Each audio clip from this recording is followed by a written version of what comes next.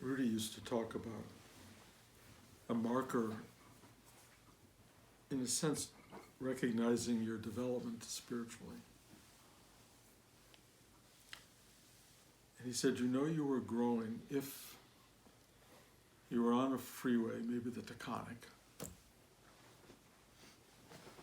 going somehow north or somewhere, and you were running out of gas, and you run out of gas, and you find you're right next to a gas station, and that the gas station has a great restaurant attached to it.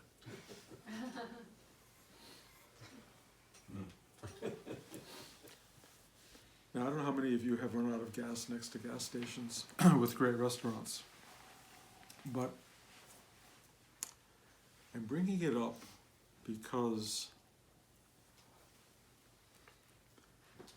the last months of my life have felt like I am continually running out of gas next to gas stations with restaurants attached.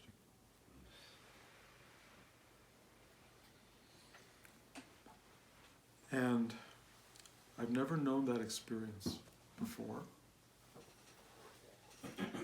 I've had tastes of it, and I've described them in these talks, and you've all experienced it, of driving on a long road and you make every green light, every light's green.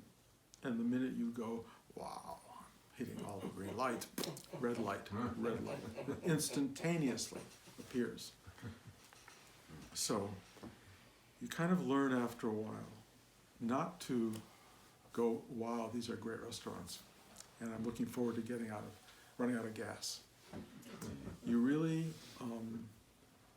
find yourself in what is, for me, a truly different place. And I'm going to describe it to you, not as a precursor to all of our journeys necessarily, it's my journey, but I think there's a universal in it.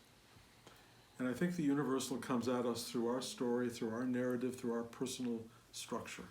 So this is my story right now. But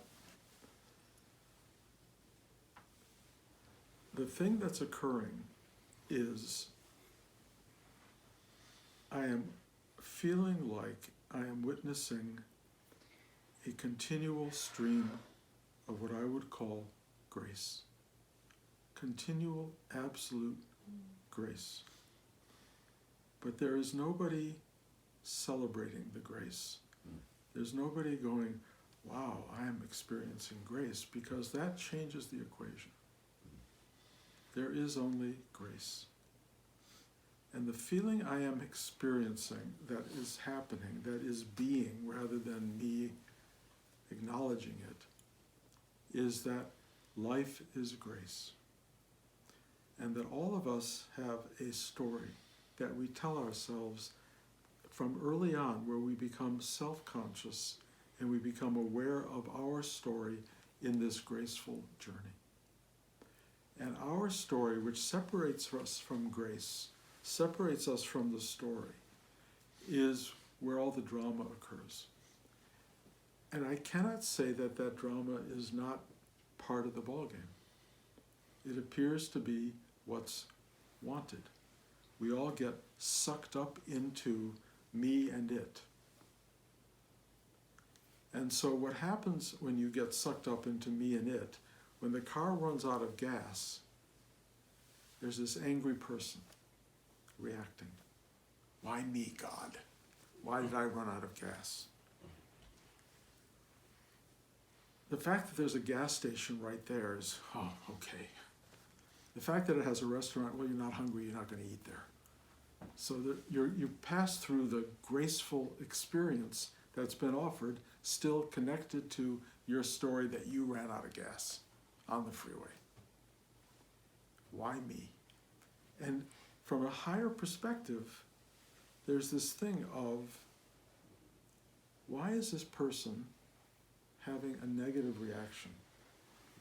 Why do we tell ourselves a story in which we are the bereaved or the aggrieved person? Why do we separate ourselves out from the grace that is happening? I don't know that I have an answer for it. but I do get a sense that the human journey is the journey toward revelation or realization that you are a creature in a universe of grace. And I don't know why it's such a hard journey for us. I don't know why there's a struggle.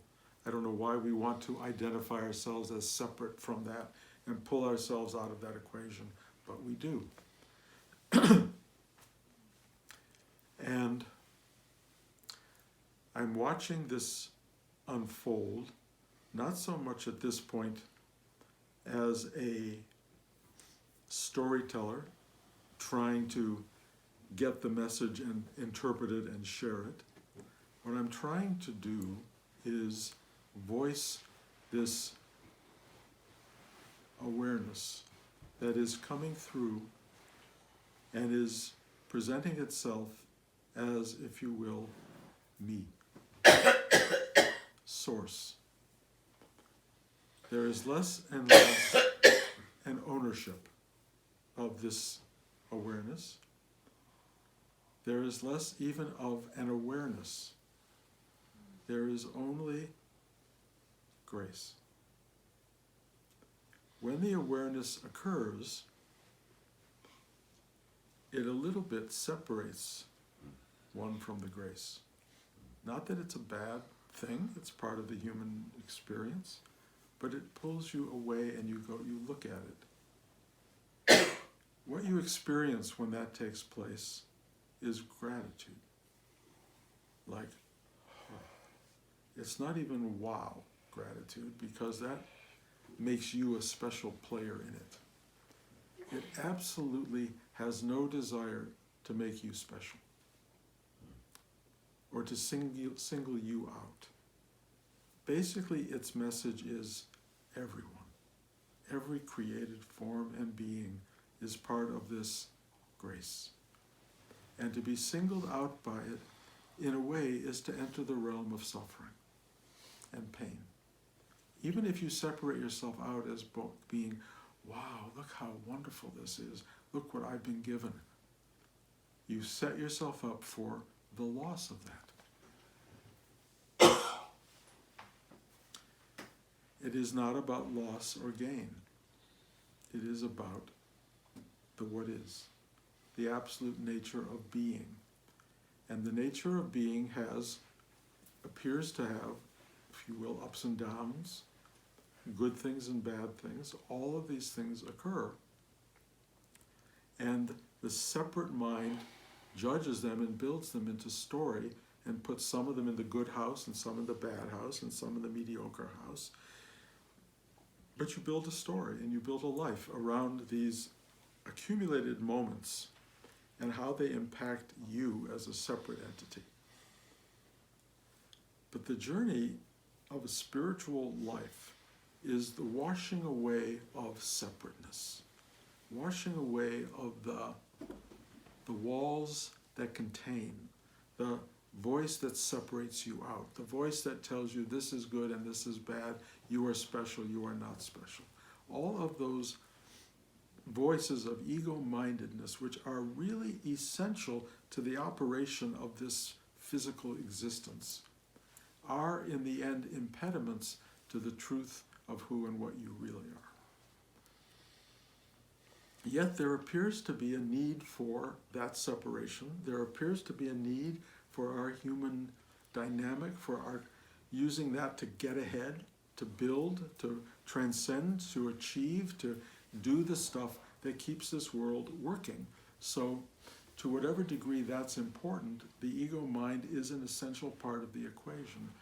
But as you learn from people along the way, if you're lucky, people like Rudy, there is something you can do that relaxes your involvement in all of that. It doesn't remove you from it. It just makes you a smoother, easier, more graceful player. What I'm coming to understand for myself is that the more you surrender you and stop reacting to things as though they're about you, You become the thing you are, which is a kind of incarnated vessel of love and grace. You become a fountain or a hose or a mechanism via which this thing comes into the world. And as it comes into the world, you are the mechanism through which it arrives, or one of them. And the more you are open and available to the largeness of this, the more you serve. And the word that keeps coming to me throughout the day is serve. And it's not like there's a me serving. Occasionally it comes up. There are things that bring me into, Bruce Hood, and I definitely feel it, but mostly there is no person home. There's nobody there. And when that person does arrive, the mechanism that I am going through right now, which is really powerful, is the scrubbing away of everything that thinks Bruce is in the equation. And as I've been describing over the course of many months now, this is not an easy, comfortable experience, because they're taking the deep layers of the old hidden stuff, bringing them to the surface so you have to look at it, and then they're using really strong scrub brushes to wipe it away. It is, when it happens, exceedingly painful, unpleasant, fearful, panicky-like. Even mild stuff becomes huge in its wild discomfort. It takes away everything. Your understanding, sense of meaning, sense of clarity, everything starts to go away. And if you're lucky, and I'm learning this, there's a part of you that just watches. So now when I wake up in the middle of the night and I am being torn to shreds, which is something I experience, I go, I've never done that before. I've always reacted. I've always been fearful. I've always been, not me, what have I done wrong? Because it takes away everything in you that thinks you understand it, like everything I'm telling you right now as a speech. It would look at all of that and go, that's such bullshit. Total bullshit. There is no truth to any of this. This is a complete made-up lie, and you can do what you want, but you are a meaningless nothing entity in the universe, and too bad. And so my reaction to that used to be, oh, God, I knew it. This is like the worst thing ever. I'm a total charlatan. There's no truth to any of this, and I am absolutely a wasted entity and a false truth. And then it passes. And if I don't react to it, and I don't go to the full extreme of it, it just goes away, and I go back to sleep, and I wake up in the morning, and I have been waking up in the morning, I have to say, amazed that I am here. I don't know where here is anymore. I don't know how I got to this house, how I got to this community of people that I really love, how I entered into this universe right now. But as I have said in the past, it wasn't that I moved, but I was moved. I was lifted up out of the West Coast energy, which I loved and felt really comforted in, and transported into this space. And I fought it every step of the way. But I suddenly realized I've landed in a land of great grace, surrounded by people of grace, surrounded by people that I love. Not that I don't have enormous numbers of people that I love in California and elsewhere, but I have arrived at a place of such generosity, kindness, open-heartedness, goodness, love, ease. It's hard to describe. I've never experienced anything quite like it. I don't want to build a thing about it, but Blanche and I went to get fabric yesterday for our couches that we're going to recover, that God knows why we brought them all the way from Los Angeles here and then had to recover them, and the cost of transporting them and recovering them, I could have bought a whole 2 rooms full of furniture. It makes no sense. I cannot explain it, except we really like these couches. The last time we recovered couches about 30 years ago, we almost lost our marriage. We could not discuss and discover what fabrics we wanted. We fought over everything that could possibly, it could be this way, it could be that way. It was one of the most stressful parts of our 50 years of being together. In 40 minutes, we picked out the fabrics in total agreement, total. Are they the right ones? Are they wrong ones? It doesn't matter. It just doesn't matter. They're nice fabrics. You know, they're smooth to the touch. They will feel good. I think they will look good. I don't know. But I went through there and I said, if there is any indicator of spiritual upliftment in life, it is that we have found the fabrics. And with a guy who, his name is Michael, he's one of the nicest human beings I have ever met, in a store that is so accommodating, that was so wonderful, who made things so easy for us. And then, as we're driving home, I thought we were hungry, and I thought, well, it'd be nice if we could find a Panera Bread.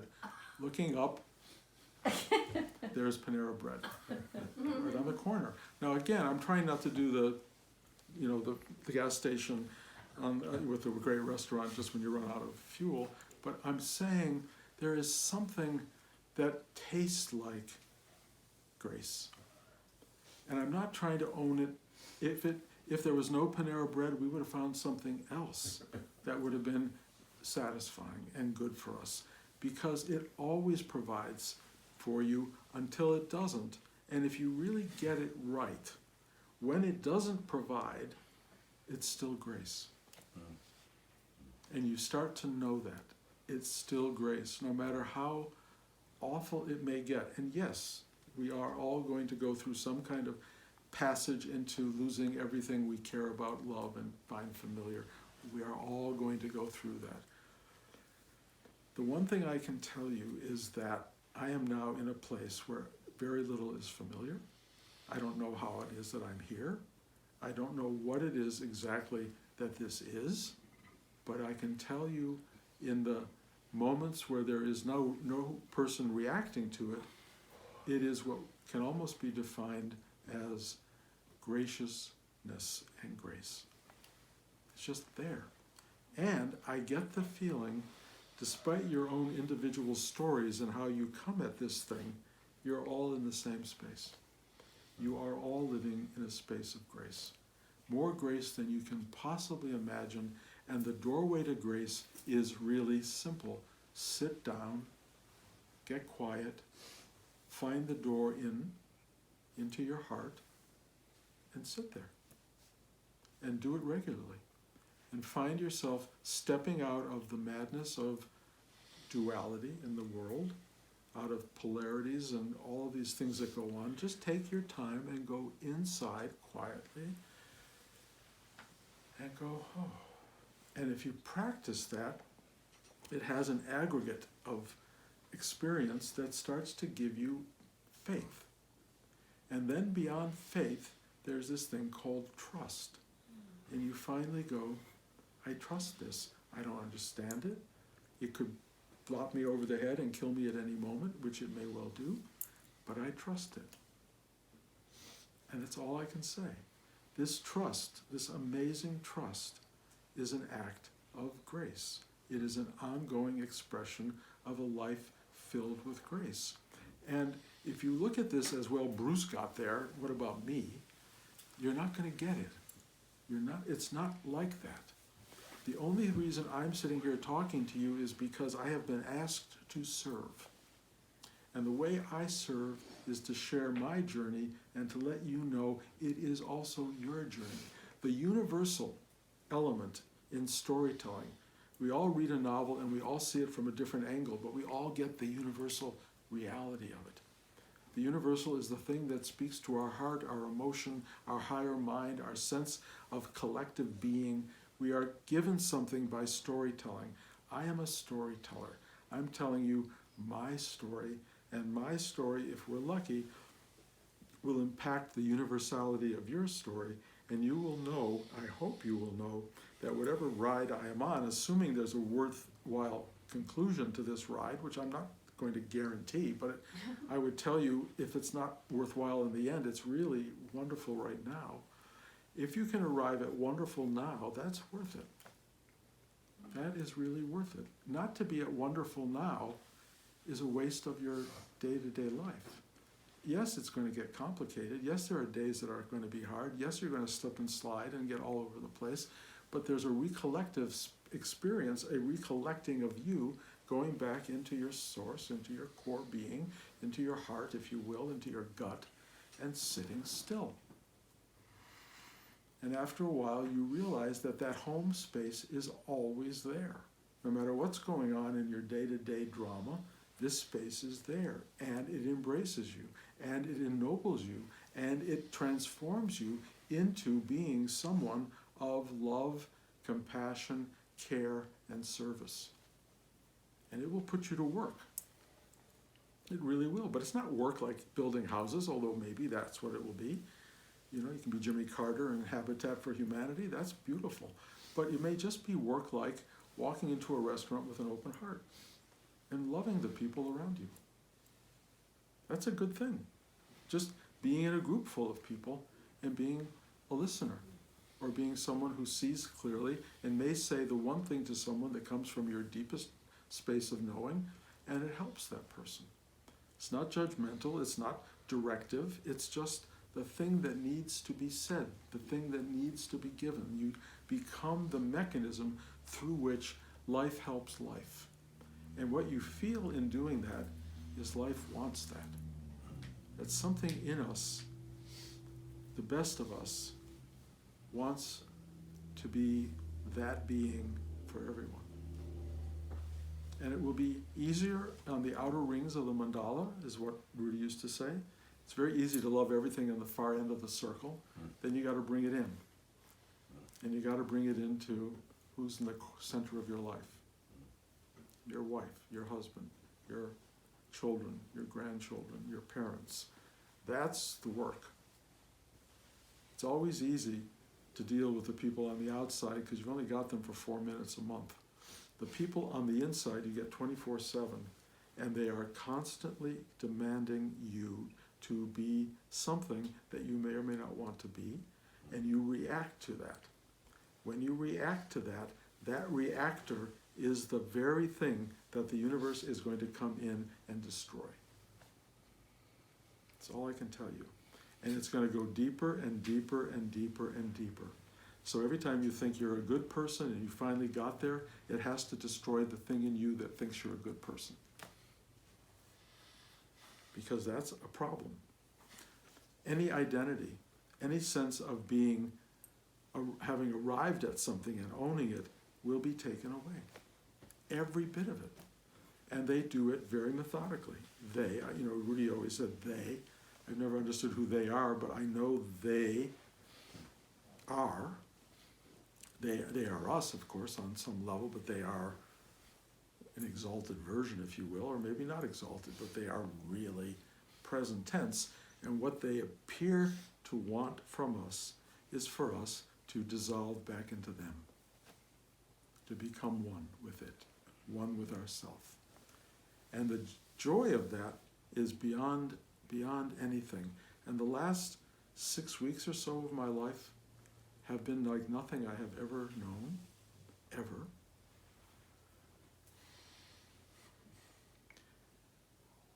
I don't think the word joy is a good word because it makes you think there's someone to enjoy it. And I don't know that grace is a good word either because it makes you feel that somehow there's someone who earned it. None of that comes through. It's something else altogether. It's just an unbelievable joy in the next step. No matter what it is. And if it's not joy, or if it's hesitation, or if it's drama or fear, trust me, they are going to work on it. They are going to rip that out. So it's easier to hand it over than to have it ripped out. On the other hand, that's what we are going through. I'm saying we as though I'm extrapolating it to you with knowledge. I'm only really saying that's what I'm going through. But I believe you are also going through it and will go through it. And that this, what I'm describing, may be something to hang your hat on down the road when you go, oh, I wonder if that's like what Bruce went through. And you can go listen to this talk and you'll go, hey, very similar, I get it. And that kind of plots a trajectory. And I don't know where this ends, but it almost kind of, for me at this point, doesn't matter. I mean, I know I die. I know that will be done. But I know beyond that, this present tense is so full, so mysterious, so wondrous, so inexplicable, and yet I trust it so completely. And when I have my little moments of doubt, they come in. They come in. They're not polite about it. They go in. They say, nope, you can't do that. And they're harder than ever. They're harder than ever, but for purpose. And I get the purpose. And I go, okay.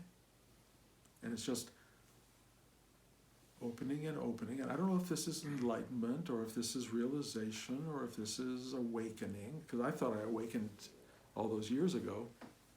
But, you know, one of those awakened souls, Adyashanti, once said, it takes 10 years for it to really filter through.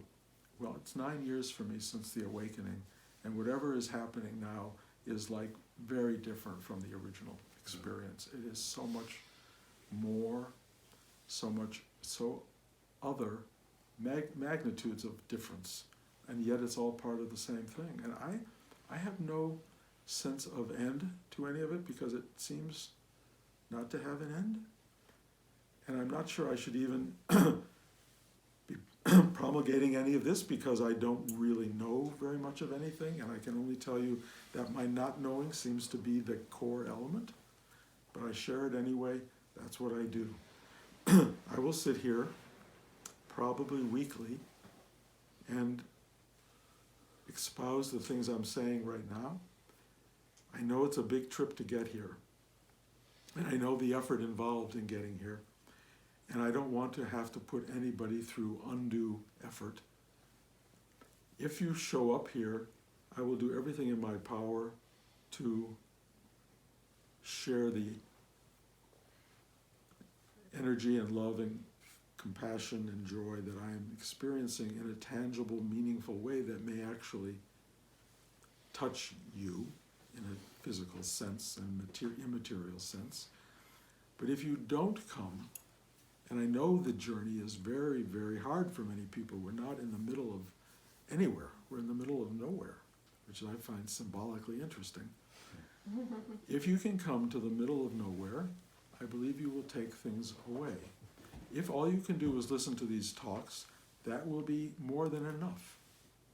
Sitting in the presence of energy from a teacher is really just a focused version of sitting in the midst of anything you're doing at any given moment of time. Sit still on your own somewhere, and the same things will go on. You do not need me. I am not the pathway to that. I'm just a voice of that talking to you, and there are many voices, but the deepest and most profound of those voices is in you. It's not my voice. It's our voice. It's a collective voice. It knows things. And if you get quiet enough, everything I'm teaching you, you will in time teach to others. You know, you may not have the particular vocabulary for it or the articulation of it, but in the end, it's not a verbal thing. It's something else. It's about being with others, who you are as a being. Every one of you sitting here, and probably every one of you listening to this talk, is already a being filled with this evolving simplicity and awareness and gratitude and grace to be able to bring it and share it with the world. And wherever you mess up, they will come through and fix it. They will get rid of that part of you. And you have to be gracious when they do that. Just go, okay. And if you do that, trust me, this idea of having a teacher and a class and all of that becomes superfluous. I like it when you come here because I love you guys. I really love you guys. But if you don't show up for any reason, you're busy, the weather's bad, you've had enough of this, you get it, I'm okay with that. I'm truly okay with that. Do not feel obligated ever to show up. It's not part of the agreement. The agreement is really, if you want like a big spiritual psychic hug, you can get it here. You can probably get a sense of it on the talk. But I do not need this. On the other hand, they asked me to sit here and do this. So I am sitting here and doing this.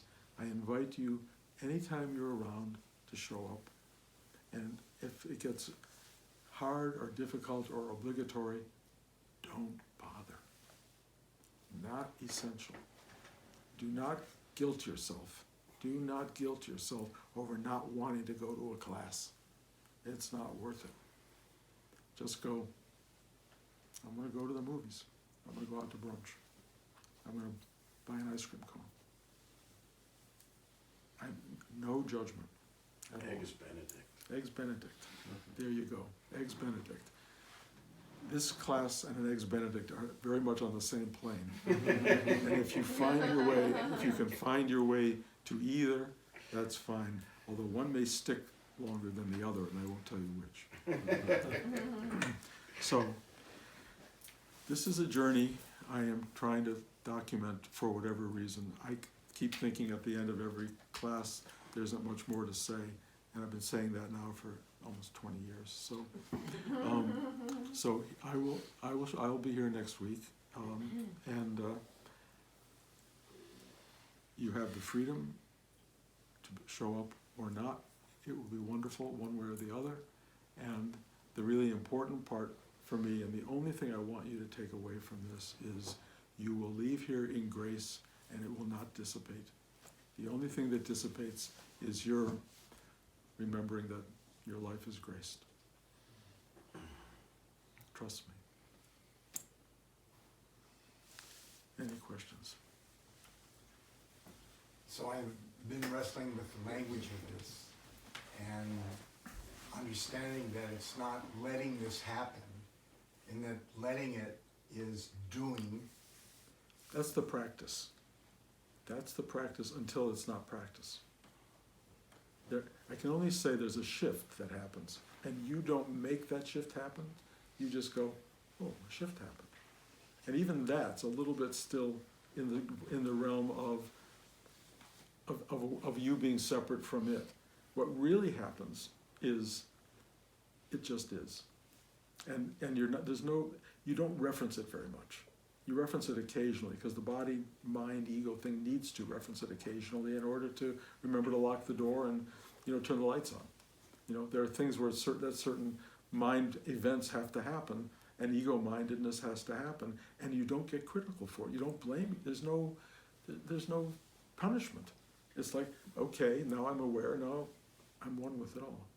When you're one with it all, you don't really acknowledge it. You just are.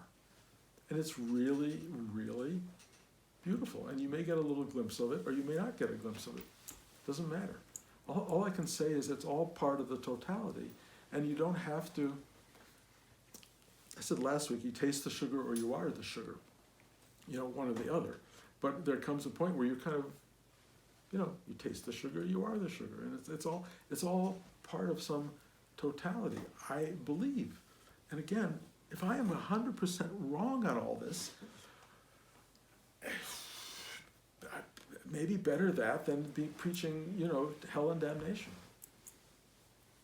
which I feel are mind states that one can get into by all of the cardinal sins and things that people get caught up in that do have consequence. I could do a whole talk on consequence and karma and all of that stuff. But the journey, the spiritual journey of working your way through all of that gets lighter and lighter and lighter, and you arrive at a state of being that's not reflective of you and being. It's just being, period. So I don't know if that's the problem with the language. Maybe you can articulate it more, but Well, the language that I'm using now is to witness. And as I'm doing that and staying in present time, when I know when I'm doing that is when it's like I experience being so exhausted and old. And everything inside me wants to fight that. It's like, I am not going to be old, I'm not going to be exhausted. And then I'm back into doing something to fix that. And I'm going into this loop. I can indulge myself, I can take 2 or 3 naps a day, but still, it doesn't, it's not, that's not it.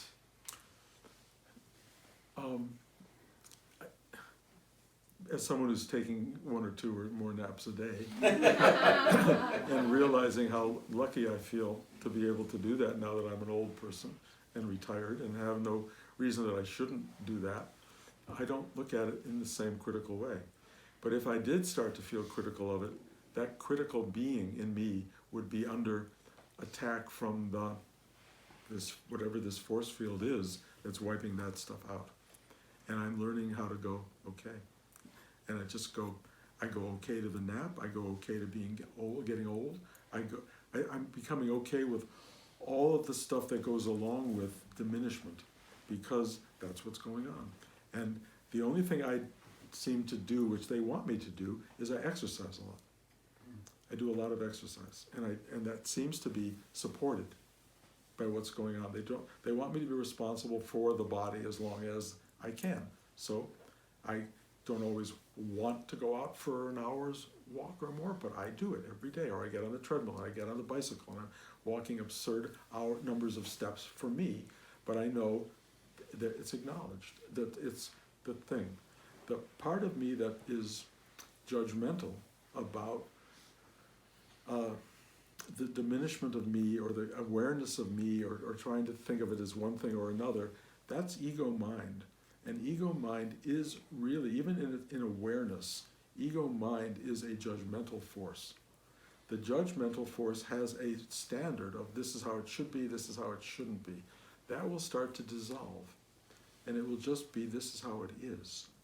And that isness is strangely accommodating and relaxing. And you don't judge yourself for it. I want another piece of ice, another scoop of ice cream. I want another. I want to go outside. I want to take a nap. I want to sit still for 20 minutes. It just lets that happen. It's kind of directive in a way. I just show up. I show up and just keep doing these things. It's really, really liberating, because I don't have to plan the events. They kind of arise, and I just have to be there for it. And I think you do too. And if there's a critical voice going on, I can only tell you, pay attention and go, why? Really? Do I have to do this? Look at it differently. Or try not to engage it, not give it power, and see what happens. I find most of those critical voices are like from when you're 4 years old. They're very tiny, you know. And I'm watching my grandson building those voices right now, and it's like killing me. I don't want him to build them, and I watch his mother feeding into the system with it, and I'm going, don't do that. But I can't stop the nature of what life is doing. He's going to have these voices built in, and he's going to have to, just like you and me and everyone else, undo those to find our way back to this grace. Or let them be undone. Well, it is all actually in the end letting them be undone. That's really what you're doing. There's a process. The thing of sitting and practice and discipline is kind of letting. On the other hand, there's also a part of you that's saying, I'm engaging this. I'm going to give myself over to a process that will help free me. And I think that's important, like exercise or yoga or whatever. When you give yourself over to the thing you resist, that you know can be helpful, that's very transformative. And it's part, I think, of the process. But there's a lot to learn on this journey. And as far as I can tell, if you're a pure soul, I don't know what that means, but as someone who really wants to do this, you will be supported. It will happen. And I think you definitely are that person. That's my understanding. That's what I feel. But I understand the rough edges because I have rough edges, and we all go through them. And we have real condemnation and self-judgment, and until that's broken down, and it will be with force in some ways, you are going to, you can't get out of here with any of you as a reactive entity supported by the universe. It will be blown apart. Good luck.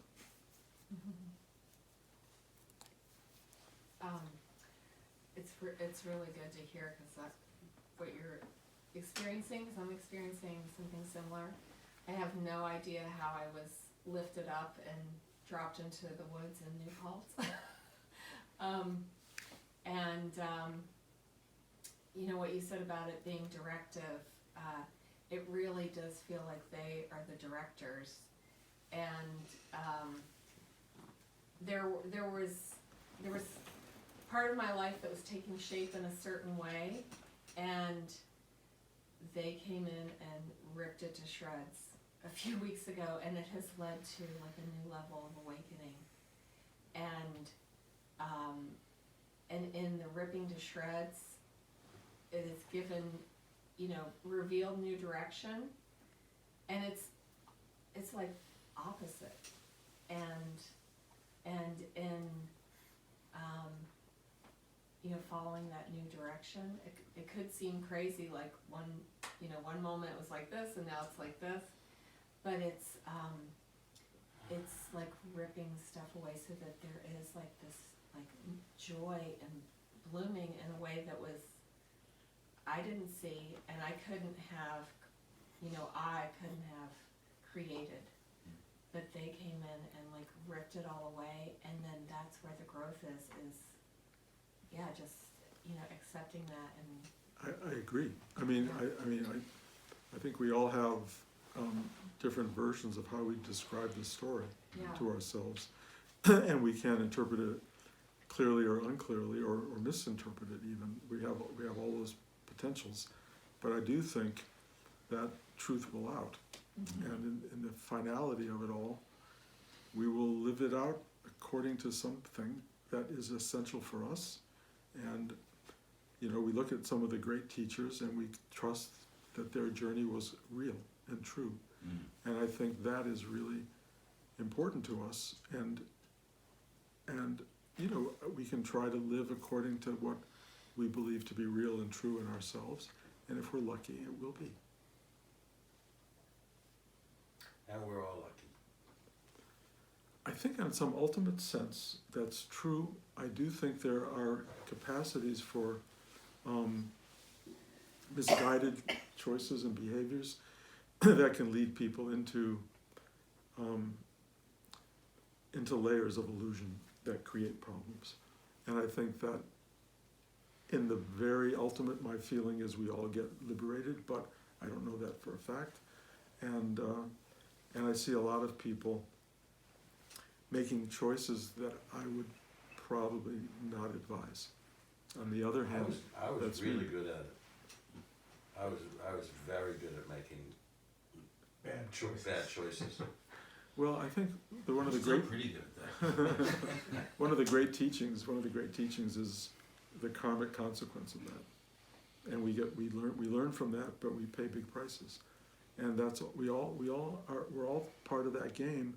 And again, I'm talking as though I understand the ultimate design of it, and I don't know that I do, but there does seem to be something about you do this and that happens, and if you want to correct it, I'm learning that correcting is not that hard if you're willing to say I'm sorry, if you're learning to undo the thing that you did, and if you can bring some joy to a moment that is often not joyful. I think you can change equations, but you have to learn how to do that, or be open to the directive. I found that when I've had a period of behavior that have been bad choices, usually there's at least months, if not years, of begging for forgiveness pretty much every day. That's been my experience. And I've And also experiencing the shame of what I've done. I've shared some of that with you, and I know that to be true, and I think the journey is the proof, you know, and in the end, and I talk about end as though there is an end, but at some point along the way, all of that stuff, the mishmash of good and bad and dark and light, all starts to reveal itself as something that was never one or the other. It was all a totality leading you to bliss or grace. Okay. Well, guys, thank you. Thank you for coming here. Again, this for now will be ongoing, and there will always be a place at the table as long as you're hungry.